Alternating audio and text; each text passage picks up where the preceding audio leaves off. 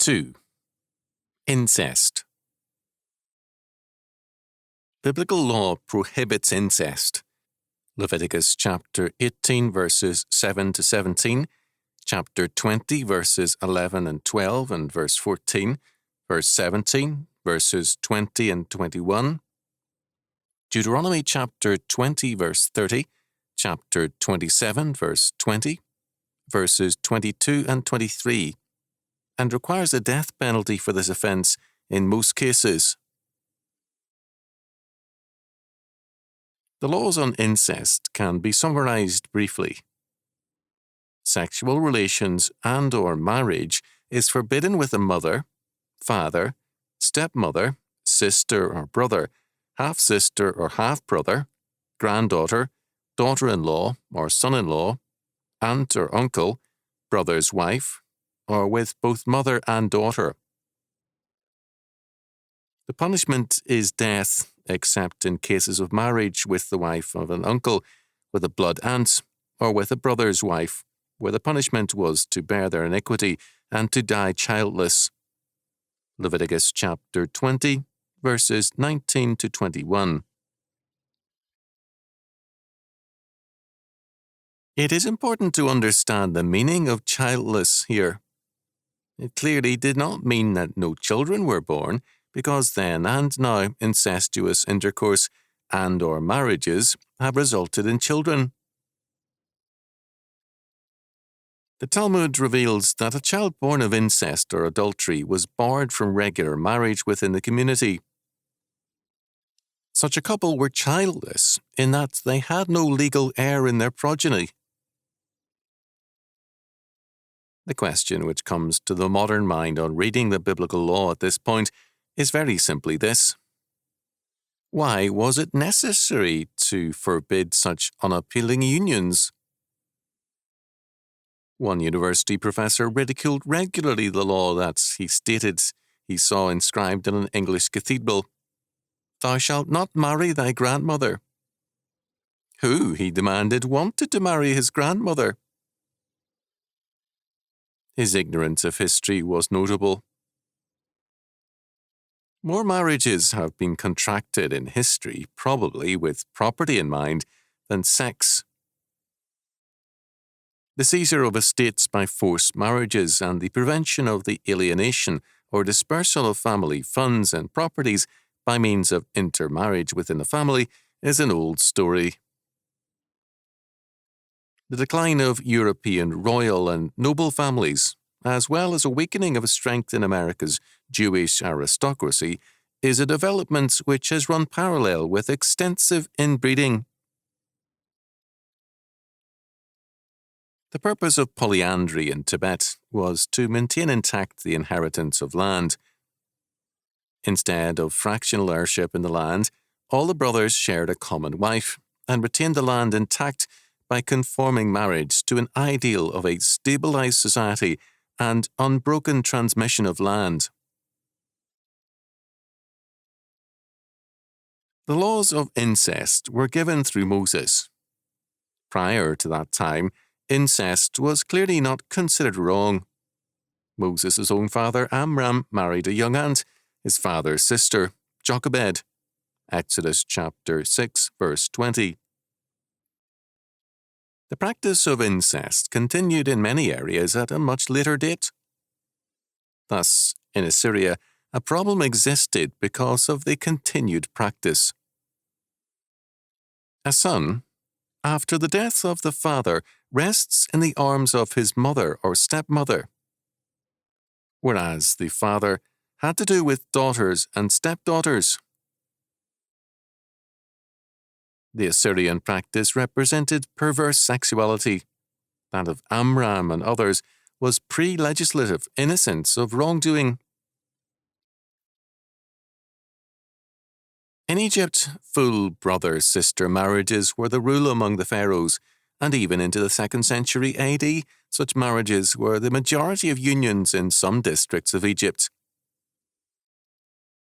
The prevalence and acceptance of such marriages in Egypt made the Mosaic Law all the more radical a break with the Egyptian past. Obviously, Adam's children married one another.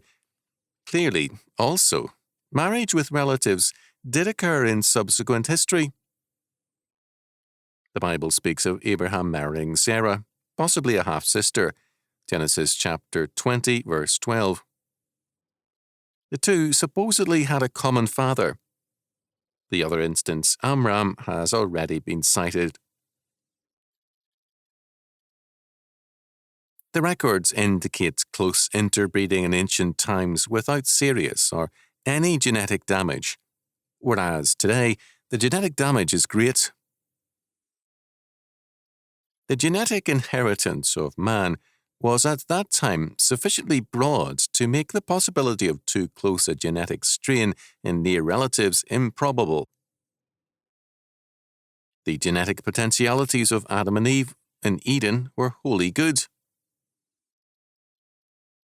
After the fall, which affected the total man, defects were no doubt present, but recessive, coming to the fore only with progressive inbreeding.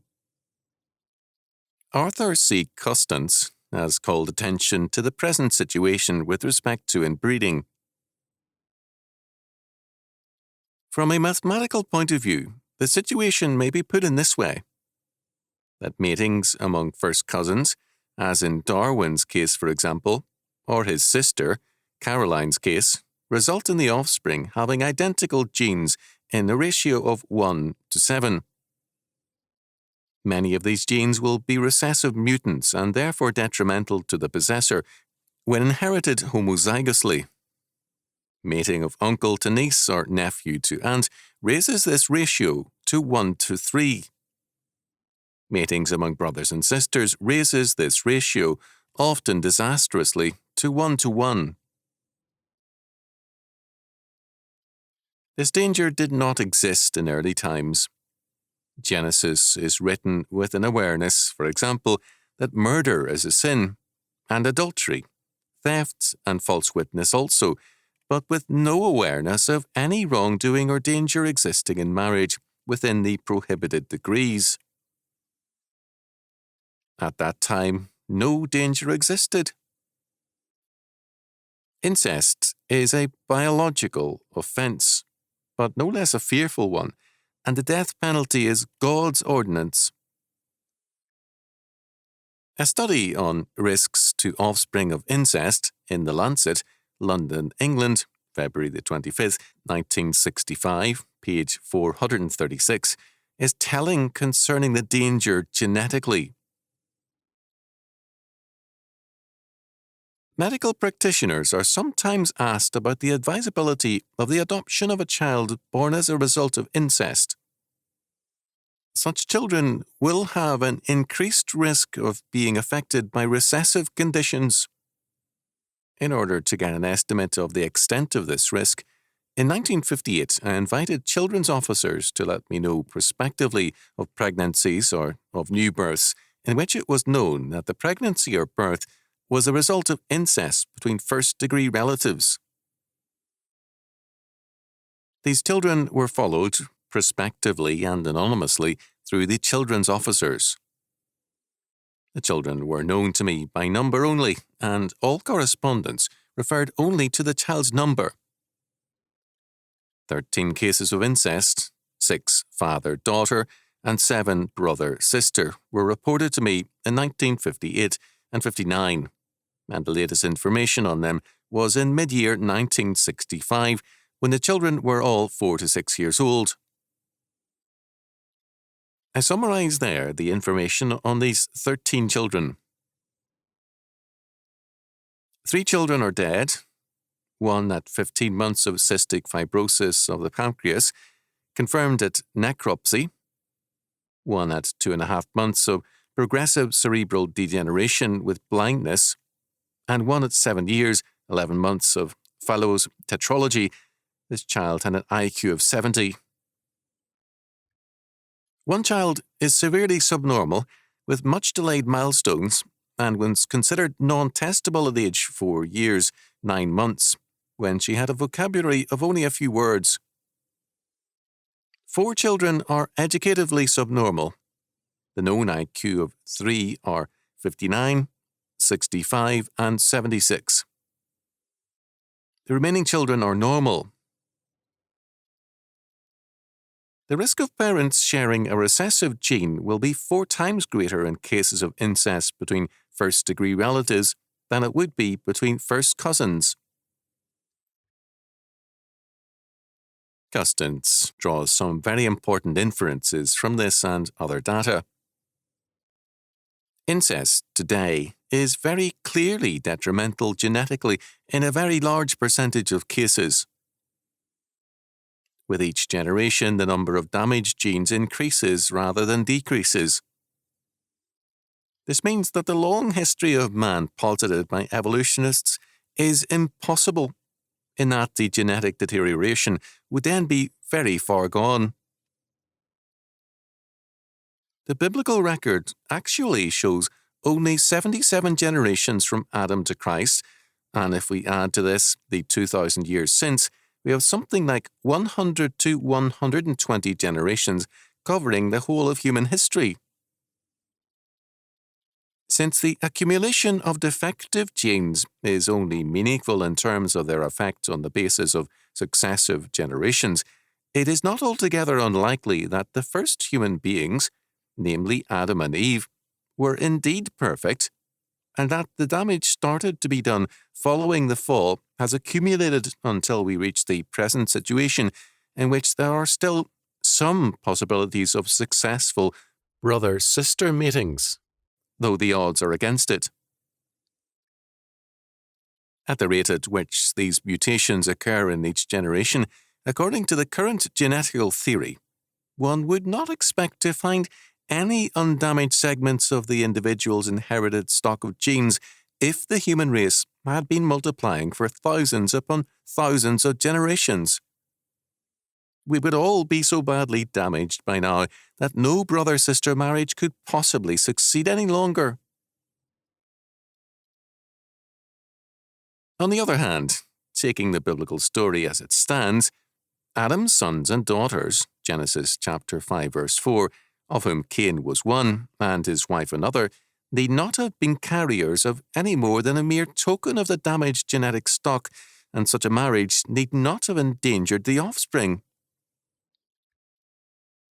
There is, surprisingly enough, direct evidence in Scripture that the interpretation of the events is strictly true, for we are first of all presented with a list of immediate descendants for some 10 generations from Adam to Noah, who enjoyed what must be described as magnificent viability. Consider for a moment what was happening during this period of time. Previous to the flood, man may well have been shielded against at least one source of danger to the genes, cosmic radiation, by the existence of some kind of barrier in the upper atmosphere.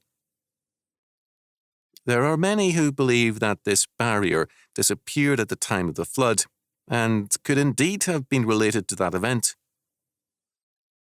The pre-flood population, both men and animals, be it noted, may therefore have suffered little damage to their genes throughout each succeeding generation while these environmental conditions existed. Clearly, history has witnessed genetic deterioration. Selective breeding in Christian countries has led, to a degree, to the progressive elimination of many defective persons. However, among Armenians, arranged marriages prevailed in Armenia to World War I, and a routine demand of parents, before continuing with any further negotiations, was a clear family record genetically for 7 generations. As a result, many genetic defects were eliminated and unknown among Armenians. In every Christian country, some form of standard has prevailed. We can assume, moreover, that even as God introduced genetic problems with the fall of man, so, with the progressive redemption of mankind, new conditions of life will be established. The evolutionist, however, can expect only progressive deterioration, and in fear of this, seeks to impose rigid totalitarian controls on man. These controls are needed by and yet are impossible for humanistic man. He wants man's improvement, but he is, by nature, a lawbreaker. Thus, he deliberately seeks to break the very laws on which his survival depends. Attention has been called to the perverse sensuality of the Assyrians. Incest has existed among the perverted in every generation, but in some ages it has become a matter of principle to break the law. With the Renaissance and its revived humanism, it became a common goal to be immoral in an elegant fashion. Pierre de Bourdeille, Seigneur de Brantôme, circa 1540 to 1614, is an able and vivid reporter of France in that era. As Georg Harsdorfer noted, the courtier Brantôme sees all his history from the perspective of boudoir wit. Brantôme's casual treatment and easy justification of incest is noteworthy. I have likewise heard speak of a great lord of a foreign land, which had a daughter who was one of the fairest women in the world, and she being sought in marriage by another great lord who was well worthy of her, was bestowed on him by her father. But before ever he could let her go forth the house, she was fain to try her himself, declaring he would not easily let go so fine a mount, and one which he has so carefully trained, without himself having first ridden thereon, and found out how she could go for the future. I know not whether it be true, but I have heard say it is, and that not only he did make the essay, but another comely and gallant gentleman to boot. And yet did not the husband thereafter find anything bitter, but all as sweet as sugar. He had been very hard to please if he had otherwise, for she was one of the fairest dames in all the world. I have heard the like tales told of many other fathers, and in special of one very great nobleman with regard to their daughters. For herein they said to have shown no more conscience than the cock in Aesop's fable. I leave you to imagine what some maids may do with their lovers, for never yet was there a maid but had or was fain to have a lover, and that some there be that brothers, cousins, and kinfolk have done the like with. In our own days, Ferdinand, King of Naples, knew thus in wedlock his own aunt, daughter of the King of Castile, at the age of 13 or 14 years, but this was by dispensation of the Pope.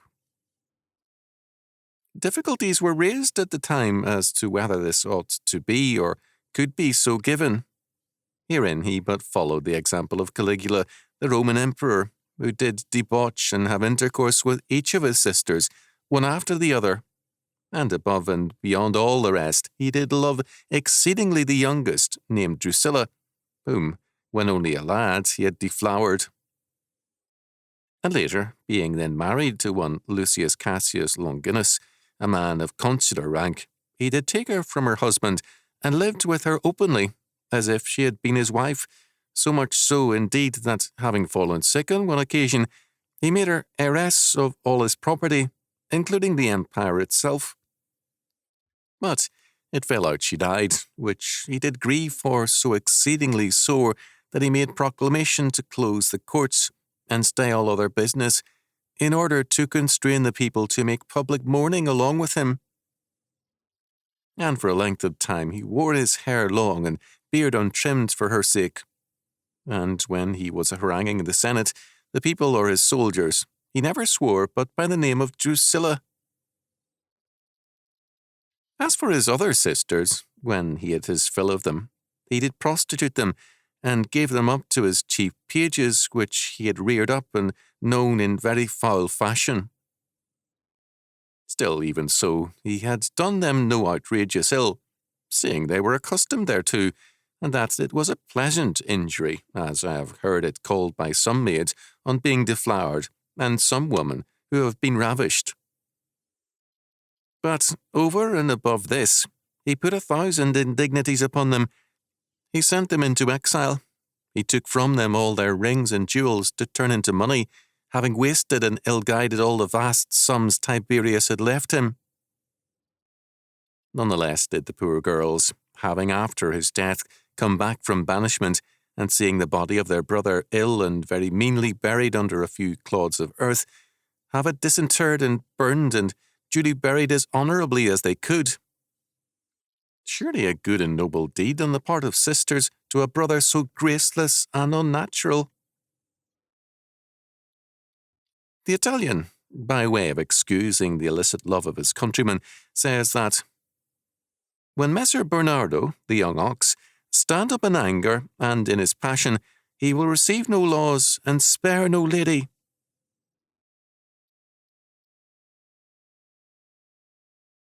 With the rise of Romanticism, an interest in incest was also revived. The poet Shelley turned to Renaissance history for the story of a degenerate family, the very wealthy Roman family of Francesco Cenci.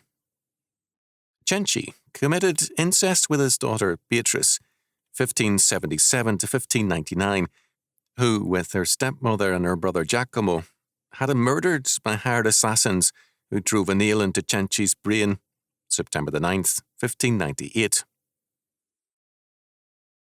Beatrice was far from beautiful and by no means moral.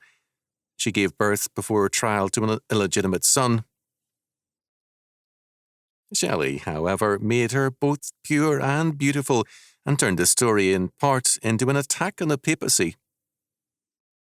His purpose in the Cenci, he stated in the preface, "The highest moral purpose aimed at in the highest species of the drama is a teaching the human heart, through its sympathies and antipathies, the knowledge of itself, in proportion to the possession of which knowledge every human being is wise, just, sincere, tolerant, and kind." Mario Praz has called attention to the romantic interest in the perverse. What for the Romantics was a subject of literary interests has become for the existentialistic and relativistic humanists of the 20th century a matter for exploration and practice, an aspect of sexual liberty. It is now defended by a British sociologist. A medical doctor has written on the normalcy of incest and of the supposed problems resulting from suppressing incestuous desires. Such works are bringing fortunes to publishers of pornography. To return to Blake's observations, his comments on abortion are revealing. Legalized abortion laws are being seriously sought by many respected physicians because of completely legitimate problems facing some of their patients. But the free lovers are also the champions of new legislation in this regard, simply because unwanted pregnancies are the inevitable result of their irresponsible conduct. Daughters are sometimes impregnated by their own brothers or fathers. Children from 9 to 15 often find themselves with child in these environments, and the intellectual advocates of this way of life offer no practical solution, save the quick abortion, cheaply and competently performed. The free love advocates begin by offering life to their followers, and end by demanding death, legalize murder in the form of abortion as the release and escape from the consequences of their actions. This is not surprising. Death in any life and law system is an inescapable fact. The question is, death for whom? The humanist demands death for God's law order, death for unborn babies, and death for virtue and godliness, whereas God's law requires death ultimately for evil and for rebellion against God's law order. In biblical law, the guilty, not the innocent, die. The penalty for incest is thus death. A final note. The subject of inbreeding has attracted, in recent years, more than a little attention. The evidences of its dangers are many. The decline of European monarchies was, in part, due to the decline of the royal families, due to excessive inbreeding. The serious mental and physical defects which appeared in royal families, which in origin were notable for physical vigour and mental abilities, is well known. Marriages were contracted by various monarchies, not in terms of inherent qualities, but in terms of royal blood and advantageous political alliances, so that genetic considerations were sacrificed to political ends.